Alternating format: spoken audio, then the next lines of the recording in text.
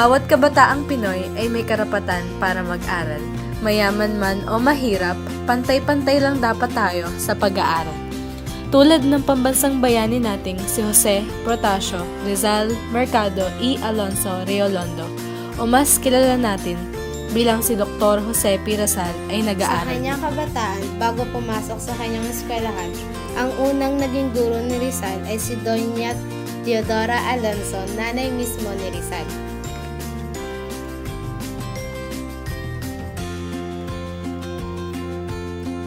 Pagdadasal, mga gawi at gawain sa bahay, alpabeto, Pangalan, iba't ibang katangian ng mga punong halaman sa kanilang Mga naging guro ni Rizal bago pumasok sa paaralan. Maestro Celestino, Maestro Lucas Padua at Maestro Leon Monroy.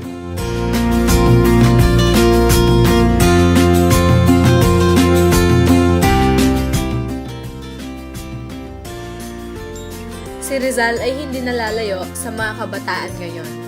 Nandyan yung kinaiinggitan siya at sinisiraan ng mga kaklase para lamang mapababa ang kanyang grado. Napapagalitan din siya ng kanyang mga guro dahil sa mga kaklase. Nilisan ni Rizal ang pag-aaral sa Binyan noong Disyembre 1870 pagkatapos ng halos 1.5 taon. Tinangkang mag-aral ni Rizal sa Ateneo Municipal de Manila, ngunit hindi siya tinanggap sa kadahilan ng siya ay huli na sa patalaan at maliit para sa kanyang edad. Si Padre Jose Beck S.J. ang naging guro ni Rizal sa kanyang una at ikalawang taon sa Ateneo.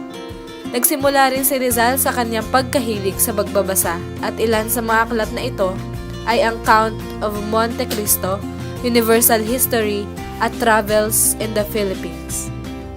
16 na taong gulang nang si Rizal ay pumasok sa Universidad ng Santo Tomas. Kumuha siya ng kursong Filosofiya y Letra. Si Padre Pablo Ramon S.J. ang hiningan niya ng payo para sa kukuning kurso. Marami rin siyang sinalihang patimpalak tulad ng Liceo Artistiko Literario at nagtayo din siya ng samahang Kompanyerismo. Sa Universidad Central de Madrid, kumuha ng kursong Medisina, Filosofiya at Pagsulat si Rizal. Nag-aral ng mga wikang Pranses, Aleman at English. Sa University of Heidelberg, naglingkod bilang katulong sa klinika ni Dr. Otto Becker si Jose Rizal.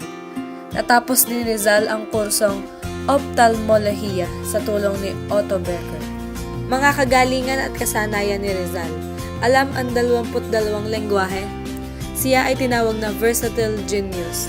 Siya rin ay isang ophthalmic surgeon at siya ay isang nobelista at isang poet. Mga kilalang naisulat ni Rizal. Sa aking mga kabata. Amor Patrio. Noli Me Tangere. El Filibusterismo. Ultimo Adios. Isang napakagandang pribilehiyo sa bawat isa sa atin ang makapag-aral. Dapat natin itong bigyan ng importansya dahil sa bawat aral na tatatak sa puso't isipan natin ay hindi kayang nakawin ng iba. At ito ang nagbibigay daan sa atin sa mas magandang kinabukasan. Sa kabila ng kahirapan, marami sa mga Pilipinong estudyante ang talaga namang nagpapakahirap at nagsisikap para makatapos. Pero tayo naabot kamay na ang lahat, sinasayang natin. Kaya habang malakas pa ang ating mga magulang, atin itong sulitin at bigyang halaga. Ano mo ba pinapahalagahan ang pag-aaral mo? Gaano mo sineseryoso ang lahat? Naibabalik mo ba lahat ng binigay ng mga magulang mo sa'yo? Sana'y maging inspirasyon sa ating lahat ang pag-aaral mo.